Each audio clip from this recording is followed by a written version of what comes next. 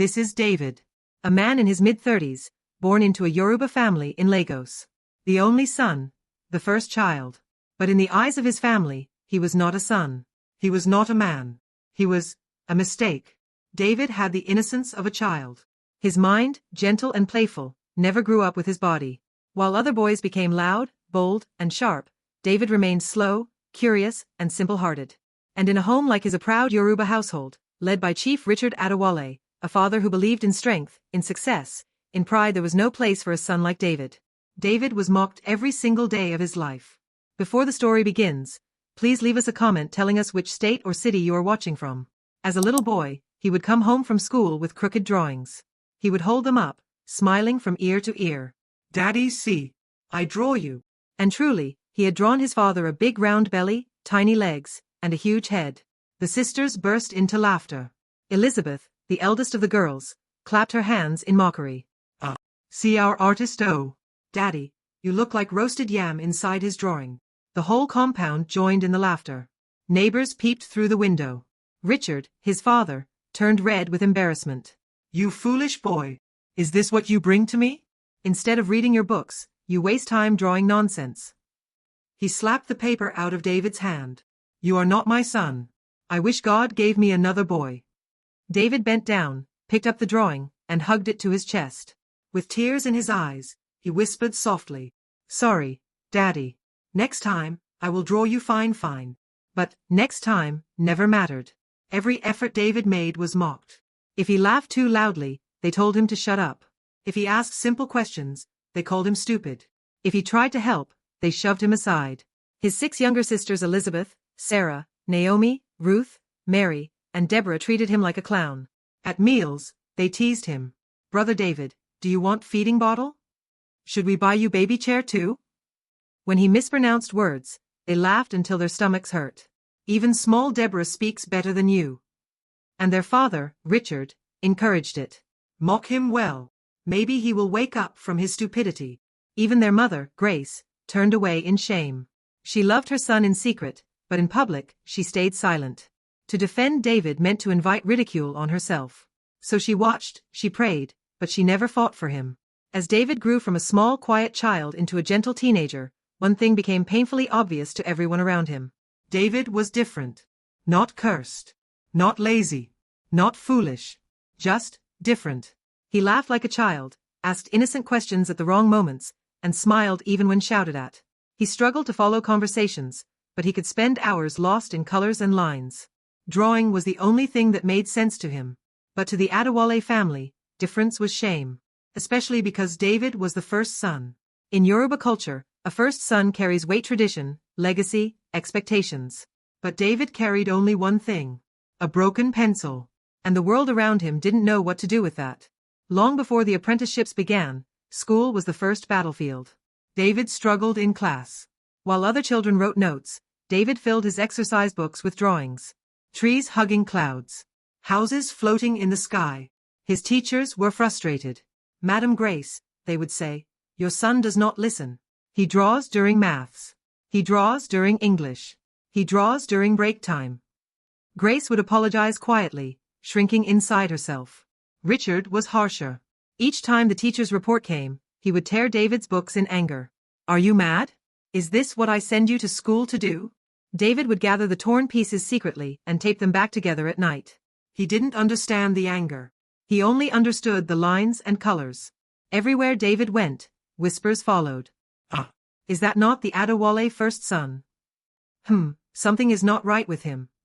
He is too old to behave like a small boy. Maybe they should take him for deliverance." Richard hated the whispers more than anything. "People will laugh at me because of you." He pointed at David as if he were the problem. As if he chose his innocence. Grace cried secretly at night, her tears soaking her pillow while praying silently. "God, please protect my son." Even from his own father. But she never said the words aloud. It wasn't only at home. In public, David was treated as a disgrace. At a cousin's wedding, Richard refused to let him sit at the men's table. Instead, he ordered him, "Go and sit with the children. That is where you belong." David obeyed, smiling innocently.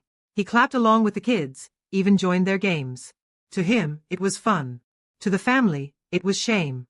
The whispers spread across the hall. That's Chief Adewale's son? 22 years old, but see how he behaves. Iya. Such a waste. Richard bowed his head in humiliation. His daughters giggled behind their fans. Grace wiped tears from her eyes. And David? He only said to the children around him, "Let's play 10-10. Whoever wins, I will draw a picture for you." He didn't know he was the joke of the entire hall. At home, the mockery never stopped. One evening, Sarah saw David drawing on a carton box. "Brother David, what are you doing?" "Drawing airplane," he said proudly. She laughed so loudly the neighbors heard. "Drawing airplane? You think you can fly with that?" "You better draw yourself a brain first."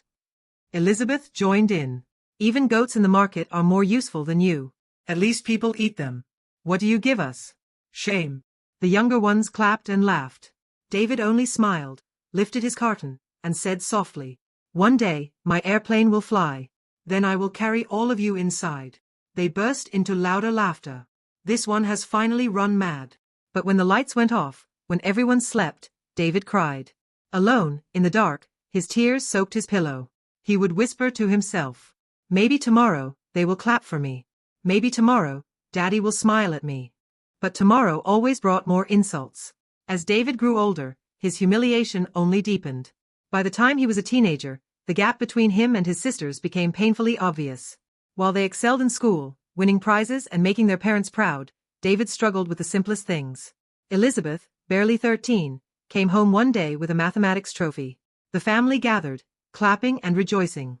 Richard lifted her high. "This is my daughter. Smart, brilliant, my pride." David, standing quietly in the corner, tried to join the celebration. He clapped awkwardly and said in his soft childlike voice, "Daddy, don't worry, I will bring trophy too." The entire living room went silent. Then, as if on cue, his sisters burst into laughter. "Trophy of what? Drawing nonsense. Maybe you will win award for best muumuu of the year." Even Richard chuckled bitterly. "You? Trophy? The only award you will win is disappointment." David's smile faltered. He looked down, whispering, "I will try, Daddy. I will try." When he returned from school, the teasing continued. "Brother David, what did you learn today?" Ruth asked one evening. David grinned. "I learned that fish don't close their eyes when they sleep." The girls exploded in laughter. "See, useless knowledge. Other people are learning science and medicine. Our brother is learning fish sleeping." Richard banged the table. "This boy will kill me. How can this be my son? Even the girls are smarter than you. God cheated me." Grace lowered her eyes, her lips trembling, but she said nothing. By the time David turned 25, Richard had made up his mind. This boy must learn work. He must behave like a man. Drawing cannot feed anybody. They dragged David to Baba Kazim, the toughest mechanic in the area. His workshop was a chaos of grease, broken engines, tools scattered everywhere. It smelled of oil and iron. "And, you want to learn work?" Baba Kazim grunted. David smiled. "I want to draw." A slap landed on the back of his head.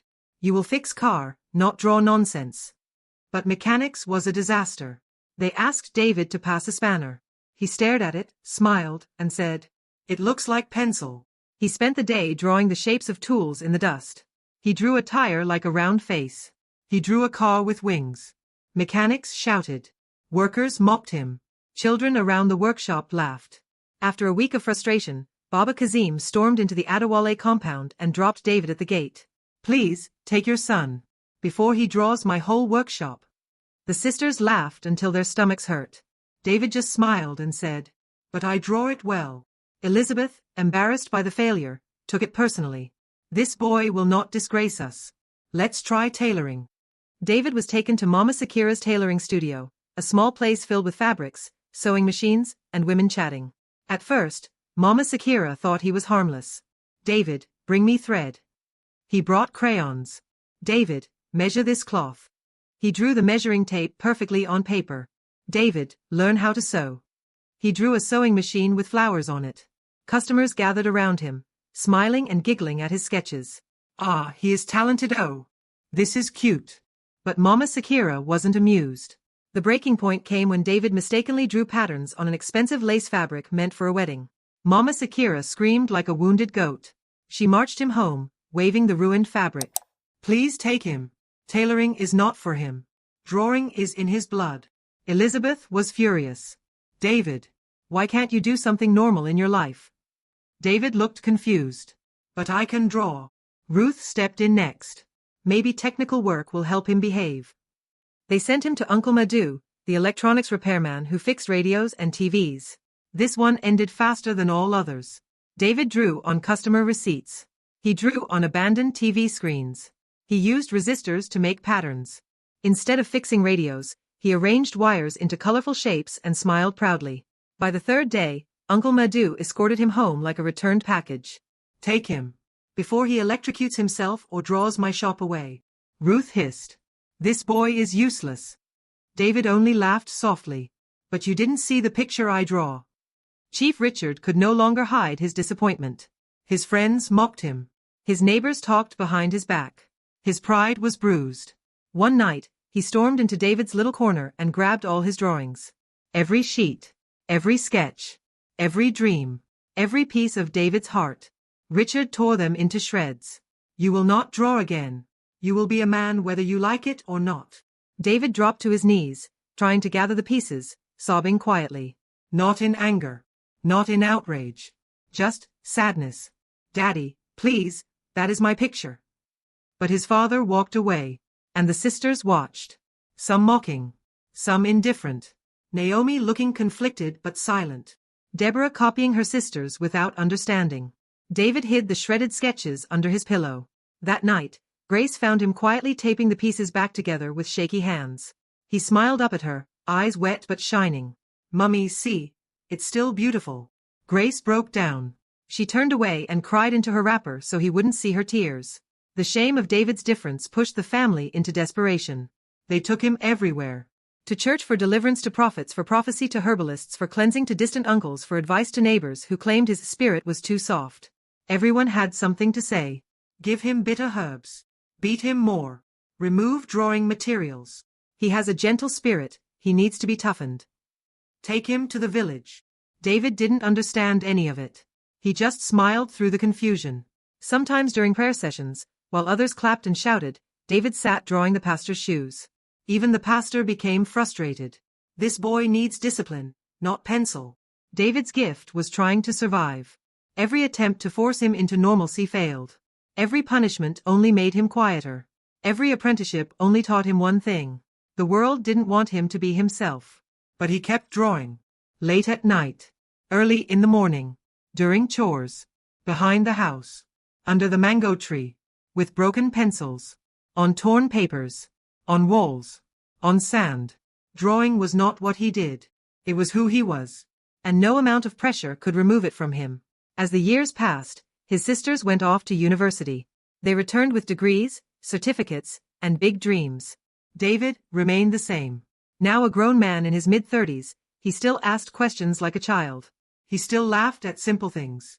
He still drew on scraps of paper, using broken crayons. Elizabeth once introduced her fiancé to the family. Everyone sat in the living room, dressed neatly. David walked in, holding a carton with a sketch. See, I draw our family, he said proudly, showing his drawing. The sisters quickly tried to hide their faces in shame. Elizabeth's fiancé looked puzzled. Is this your elder brother? He whispered. Elizabeth forced a laugh. Yes, but don't mind him. He has small problem. Richard, furious, snatched the drawing and tore it in half. You will disgrace me in front of strangers? Idiot. David's lips trembled. He picked up the torn pieces and whispered. Sorry, Daddy. I will draw a new one. The fiancé excused himself shortly after. Elizabeth burst into tears later. You will never let me marry. Everyone will run away because of him. Even outside the home, people mocked him. David loved following his mother, Grace, to the market. He would carry the bags with a smile, greeting strangers with childlike excitement. One day, as they walked through Balagan Market, David saw a roasted corn seller. He shouted joyfully, Mummy, see giant pencil. We can use it to draw. The women selling burst into laughter. Giant pencil? This man Don craze. Is he not Chief Adewale's son? Iya, what a waste. Grace felt her heart sink. She rushed him away quickly, her face burning with shame. That night, she prayed again, tears streaming down her cheeks. God, if this boy is my burden, help me carry it. But if there is destiny in him, please reveal it. Yet, despite the pain, David's innocence brought unexpected humor. During a power outage one evening, the whole family sat in darkness. Deborah, the youngest, complained, "Ah, NEPA again." David suddenly said, "Don't worry. I will draw light for us." He rushed to get his paper, drew a big yellow sun, and held it up proudly. "See, now we have light." The sisters laughed so hard they nearly fell over. "You are truly mad, Brother David. Drawing light for us." But even as they mocked, a strange thing happened. For a brief moment, they forgot their frustration. His silly innocence had brought them laughter in the darkness. But when everyone went to bed, David sat alone by the window. He looked up at the stars and whispered, "Maybe one day, they will stop laughing. Maybe one day, Daddy will clap for me." He held his broken pencil tightly, like a sword, like a promise. Unknown to him, the pencil he held would one day become the very thing that saved them all. David may have been mocked, insulted, and treated like an outcast, but he had one thing that no one could ever take away from him. When everyone else ignored him, art listened. When insults filled his ears, colors spoke to his heart. When tears filled his eyes, the lines of his pencil wiped them away. David didn't have sketchbooks or canvases. He didn't have fancy pencils or paint. He used what he found: broken crayons thrown away by children, cartons from the back of shops, old newspapers, and sometimes even sand on the ground. With his childlike excitement, he would sit under the mango tree in their compound, tongue between his teeth, sketching endlessly. To outsiders, it looked like nonsense. But to David, every line meant something. "Yellow is dancing.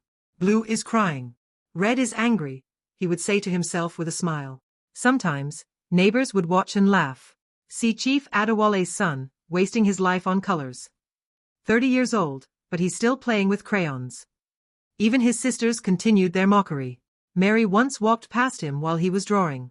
"Brother David, what are you wasting time on again?" David held up his paper proudly. "See, I draw rainbow. Rainbow is smiling." Mary burst into laughter. "Smiling rainbow? Madness has no cure." She tore the paper in half and walked away. David bent down, picked the torn pieces, and carefully pressed them back together, whispering, "It's okay. Rainbow will still smile tomorrow." David's innocence allowed him to see the world differently. While others complained about Lagos traffic, David would sit by the roadside, sketching cars like they were toys. "Look, Mummy," he once told Grace, "all the cars are playing hide and seek. That one wants to catch the other one." Grace smiled sadly, not knowing whether to laugh or cry. When the rain fell, while his sisters grumbled about their wet clothes, David danced in the water, laughing. "The rain is clapping for me," he shouted. Ruth scolded him. "You are not normal, Brother David. Which rain is clapping?" But David only spread his arms, spinning in circles. Clap, clap, clap. "Thank you, rain." His innocence made him a source of laughter, but also of light. One fateful afternoon, David sat under the mango tree again, sketching goats that wandered into the compound. "See," he grinned. "This goat is wearing a gbada. Very fine." The children nearby laughed at his silly drawing. But one person didn't laugh. It was Mrs. Johnson, their elderly neighbor. A retired teacher with kind eyes. She leaned over his shoulder and gasped. "David, who taught you this?" she asked. David looked up, confused. "Nobody. The pencil is my friend. It tells me what to do." She picked up the paper and studied it closely. The strokes were rough, but there was something raw, something pure. The goat in Igbada carried emotion, humor, life, and innocence, all in one. "David, this is not ordinary," she whispered. David's eyes lit up. "You like it? You really like it?" "Yes," she nodded. "Never stop drawing. One day, the world will see this gift." For the first time in his life, someone outside his family had spoken words of encouragement. David's heart swelled with joy. He hugged the drawing to his chest like treasure. That night, he whispered to himself, "Maybe one day, rainbow will smile at me too." When Mrs. Johnson later mentioned David's talent to his parents, Richard scoffed. "Talent? What nonsense. That boy is wasting his life. Drawing cannot feed a man." Elizabeth added mockingly, "Yes, maybe he will draw money for us to buy food." The sisters laughed again. Grace stayed quiet, though inside, she remembered Mrs. Johnson's words. Could it be true? Could her son really have a gift? David didn't argue. He never argued. He simply returned to his corner, pencil in hand, and kept drawing. One evening, during a power outage, the family sat in darkness. Deborah complained. "Ah, no light again." David jumped up, excited. "Don't worry. I will draw light for us." He rushed to his corner, sketched a huge yellow sun on paper, and held it up proudly. "See, now we have light." The sisters screamed with laughter, rolling on the floor. "You are finished, Brother David. You are truly mad." Even Richard chuckled bitterly, shaking his head. "What a disgrace. At his age, he is still playing with paper." But as they laughed, something strange happened. For a moment, the bitterness in the house faded. His silly innocence made them laugh, truly laugh, in the middle of their frustrations. And in his heart, David smiled. "Even if they laugh at me, at least I made them happy." Weeks later, Mrs. Johnson returned with a visitor. A tall man with glasses, neatly dressed. His name was Mr. Williams. He was an art collector. Mrs. Johnson showed him some of David's drawings. Mr. Williams studied them carefully. "These are unusual, innocent, but powerful. Who made them?" David peeked from behind the door, clutching his pencil nervously. Mrs. Johnson smiled. "The artist is right here." Mr. Williams crouched down to David's level. "Did you make these drawings?" David grinned shyly. "Yes. The paper is my friend. It tells me what to draw." Mr. Williams chuckled softly. "You have something special. Would you like people to see your drawings?" David's eyes widened. "People clap for me?" "Yes." Mr. Williams nodded. "People will clap for you." For the first time in his life, David felt seen. That night, he lay awake, staring at the ceiling. His lips moved silently. "Maybe tomorrow, Daddy will clap for me. Maybe tomorrow, Rainbow will smile." Life in Lagos can change in a single day. 4 years, Chief Richard Adewale walked with pride. His agbada always freshly ironed, his voice loud in the streets, his laughter echoing in the compound. But that laughter began to fade. His strength grew weak. His once booming voice turned into a whisper. At first, he dismissed it. "Ah, it is nothing. Just small fever." But the fever didn't stop. His cough deepened. His body grew frail. The proud man who once boasted about his family could no longer climb the stairs without gasping for air. Finally, after collapsing in the parlor one evening, Richard was rushed to the hospital. The diagnosis was brutal: terminal cancer. The doctor's words fell like thunder in the room. "I'm sorry. The cancer has spread. He will need immediate treatment, and it will be very expensive." Grace covered her mouth, her eyes filling with tears. Elizabeth screamed. Sarah fainted. The younger ones clung to each other, trembling. Richard lay weak on the hospital bed, his face pale. The man who once mocked his son as useless was now helpless, staring into the abyss of his own mortality. The Adewale home was thrown into chaos. "How will we pay for treatment?" Ruth asked, pacing the floor. "Doctors said millions of naira." Naomi cried. "Where will that money come from?" Elizabeth, the eldest, snapped. "This is why we needed a brother who is responsible. If only David was a real man, he would be working now, helping us." Their voices rose in anger and frustration. "And David?" He sat quietly in the corner, clutching his broken pencil. His wide, innocent eyes moved from one sister to another. He didn't fully understand what terminal cancer meant. But he knew his daddy was sick. And to him, that was enough. The hospital bills piled up quickly. Every day, the doctor asked for deposits before continuing treatment. Grace sold her gold jewelry. Elizabeth and Sarah contributed from their small salaries. Naomi begged friends for loans. But it was never enough. One afternoon, the doctor delivered an ultimatum. "If you cannot pay the next deposit by Friday, we cannot continue treatment." Grace broke down in the hospital corridor, wailing. The sisters cried, hugging each other in despair. Elizabeth slammed her fist against the wall. "This is the end. Daddy is going to die." And then, all their eyes turned to David. Elizabeth's voice was sharp. "See your life? If only you were normal. If only you had sense. At least you would have a job to help us. But look at you, always drawing nonsense." David flinched at her words. His pencil dropped from his hand. He bent down slowly, picked it up, and held it close to his chest. His lips trembled, but he whispered quietly. Maybe my drawing will still help Daddy." The sisters rolled their eyes in frustration. That night, while everyone was asleep, David stayed awake under the dim bulb in the parlor. He spread his old papers on the floor and began sketching furiously. His hands trembled, but he refused to stop. He whispered to himself as he worked. Daddy strong. Daddy smiling. Daddy not sick again. Tears dropped onto the paper, staining his sketches. But he didn't wipe them. He just kept drawing. To him, it wasn't just art anymore. It was prayer. It was hope. The next morning, Mrs. Johnson visited. She found David asleep on the floor, surrounded by drawings of doctors, medicine, and a healthy father smiling again. She bent down, tears welling in her eyes. This boy, he is not useless. He is a treasure. Without telling the family, she gathered some of his drawings and took them to Mr. Williams, the art collector. Mr. Williams stared at the sketches for a long time. They were raw, emotional, and filled with innocent hope. He nodded slowly. Arrange an exhibition. The world needs to see this. Meanwhile, back at home, the sisters argued over how to raise more money. Elizabeth suggested borrowing from a moneylender. Naomi suggested selling the family land. Ruth shouted in anger. David sat in the corner quietly, humming to himself, holding another drawing. Mary snapped at him. What is that again? Another rubbish picture. David grinned, holding it up proudly. See, I draw Daddy laughing. Laughing because he is strong again. The sisters groaned in frustration. God, why did you give us this brother? Elizabeth cried. He is no help to us at all. Grace wept silently in the corner. None of them knew that the very pictures they mocked were about to open a door they never imagined. The Adewale household was drowning in despair. Bills stacked high. The father lay weak in the hospital bed. The sisters quarreled daily, and Grace could barely sleep.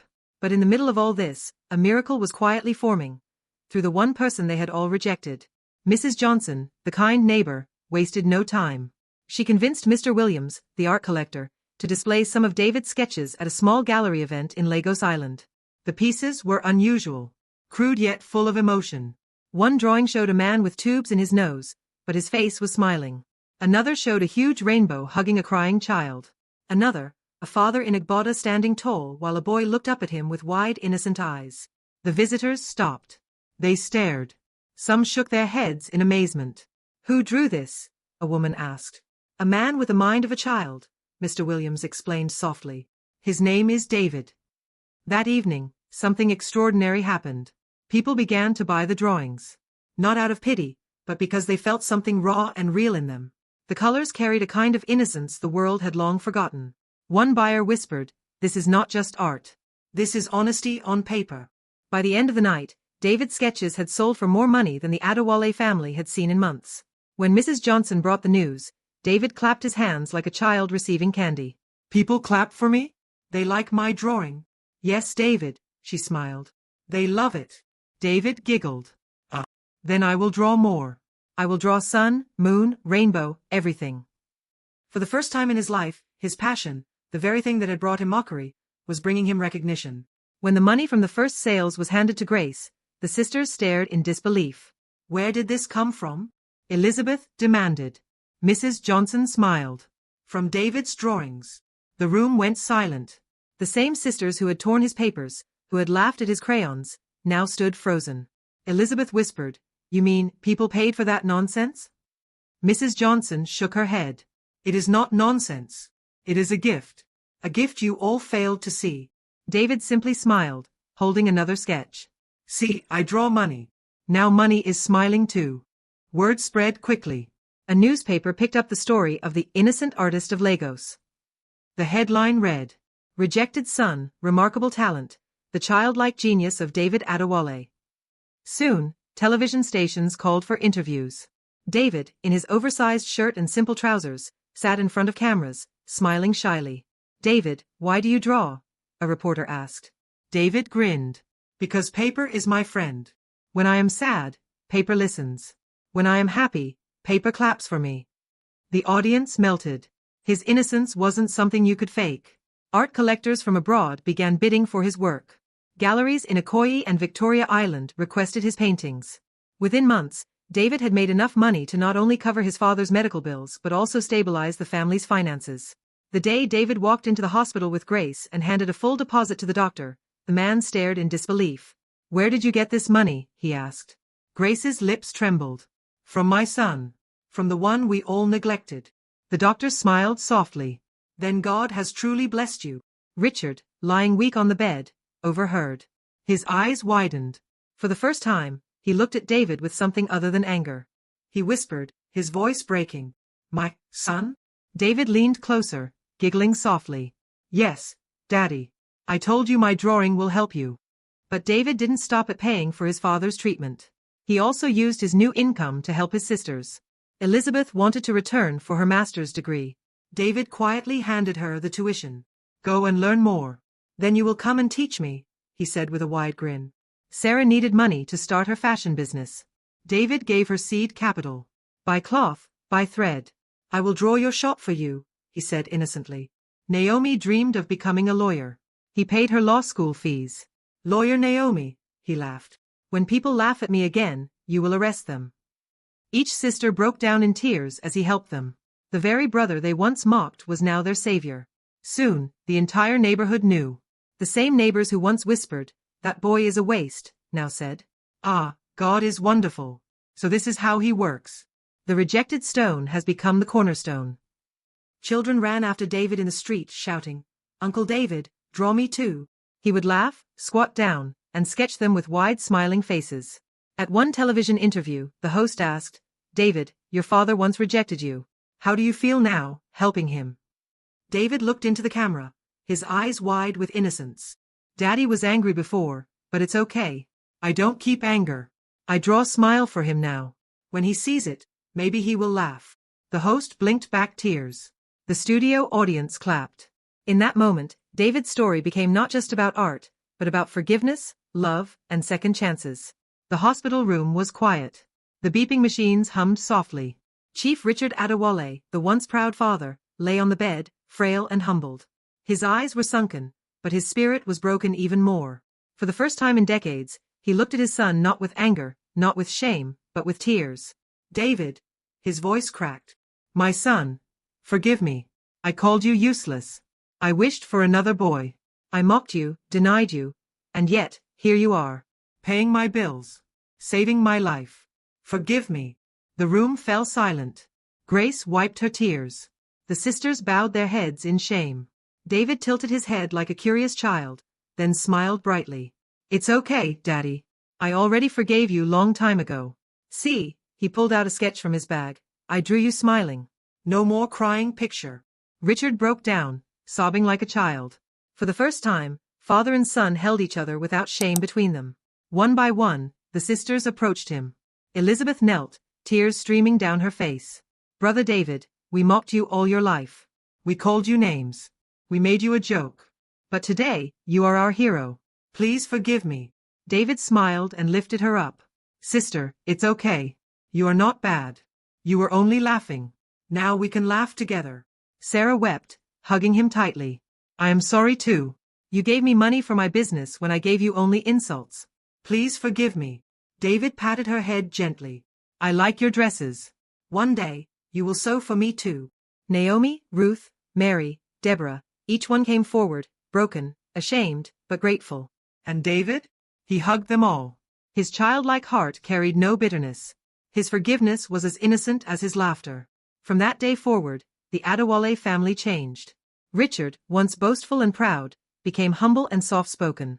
He introduced David everywhere as his first son, the artist. Grace found peace at last, no longer ashamed but proud of the boy she once hid. The sisters became David's biggest supporters. They accompanied him to exhibitions, cheered him at interviews, and told everyone proudly, "This is our brother, the one the world rejected, but God has lifted." And David? He remained the same. Innocent. Joyful. Drawing every day with broken pencils, even though now he could afford gold ones. One afternoon, a journalist asked him, "David, what is the biggest lesson your life has taught you?" He smiled, eyes sparkling. "The lesson is simple. Never laugh at anyone. Never neglect anyone. Even a small pencil can draw a big picture." David's story spread across Lagos, then across Nigeria, and then across the world. People cried, people laughed, people learned. Because in his childlike way, David reminded everyone of something we all forget. The stone you reject today may become the cornerstone tomorrow. The person you mock may be the one to save you. And sometimes, innocence is the greatest strength of all. This is David's story. The forgotten son. The mocked brother. The useless child. Who became their savior.